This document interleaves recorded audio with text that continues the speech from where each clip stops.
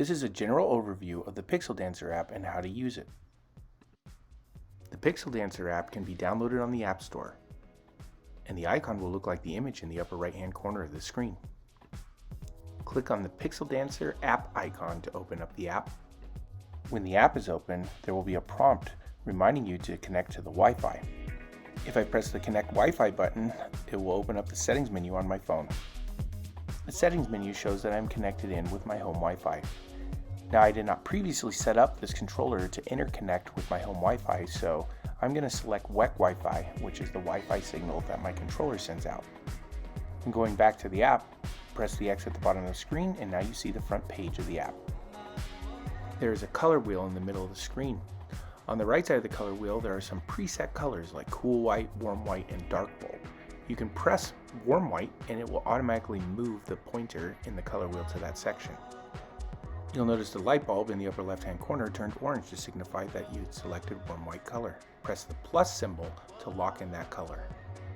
The warm white bulb shrinks in size and the second bulb enlarges. Now you can set the color of the second bulb. By simply touching the color wheel, you can change the color of the second bulb. Again, press the plus symbol to lock that color in. Now you can adjust the third color, and I'm going to just select cool white. One last time, I'm going to press the plus symbol to lock in my color selection, and I have my 3 colors made that I would like. Now you will want to select the effect that you would like with these colors. You can select fixed color. In this case, I'm going to select shift.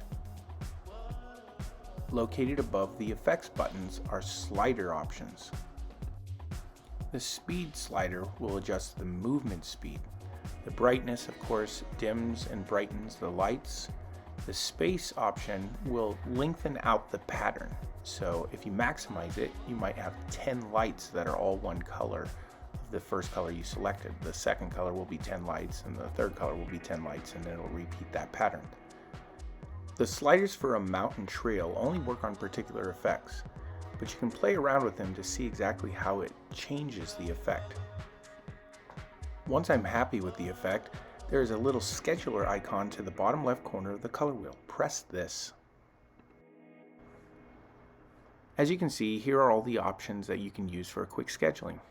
If I click on the date icon, I can see that I can select a particular day. Maybe I want all the Mondays for the next 365 days. For this particular schedule, I don't know what day Valentine's Day falls on, but I want to set a schedule for Valentine's, so I'm going to select date.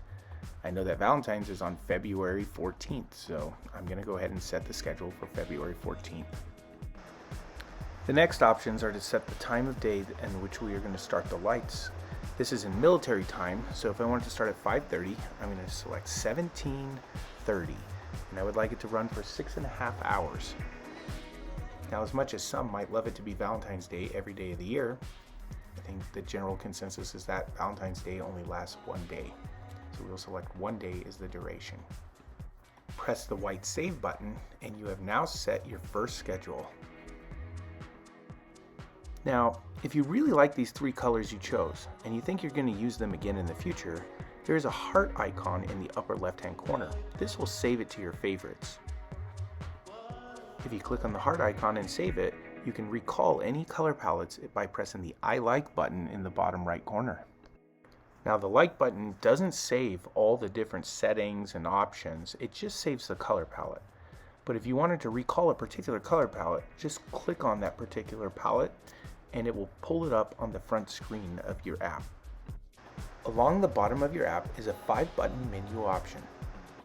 The music button is not currently active, but it will sync your lights to music when it is activated later in 2024. The events button is a preset color palette option.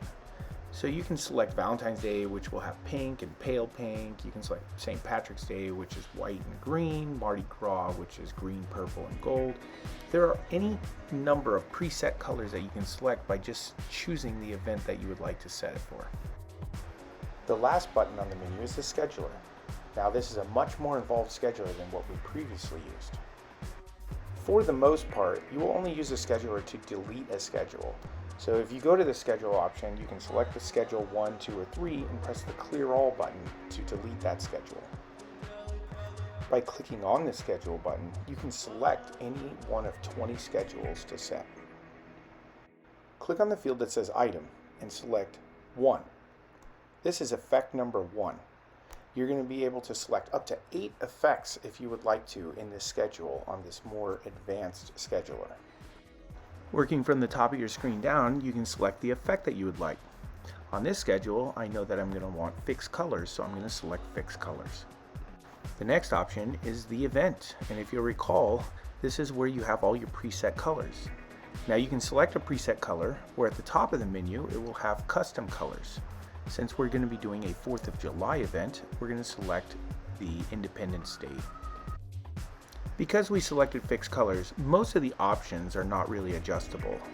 You can see that speed, trails, and amounts have been grayed out, because adjusting those will do nothing on fixed colors. Once you're happy with all the option selections, go ahead and scroll down and turn the scheduler toggle switch on, which will turn green. Just as we previously did in the quick scheduler, you will now need to set your date, your start time, your run time, and how many days you would like for it to run. Now there is one field left to fill in. This is the seconds in schedule under effect 1. Now, because you can have 8 different effects playing in one schedule, what you need to tell it is how long you would like for this effect to run. I'm typing in 86,000 because that's roughly a day. Now, this runtime is only 12 hours, so it'll shut off after 12 hours anyways, but because I'm only having one effect, I'm just going to go ahead and use 86,000. Just press the save button to save the schedule and you're good to go. Now you can see I selected the effect 1 option once again, so you can see that there are 8 different effects that you could select on this one schedule, but 1 is more than enough for me, so I'm going to stop at 1. There are many more features for this controller to be updated this year, so be on the lookout in the App Store for new updates.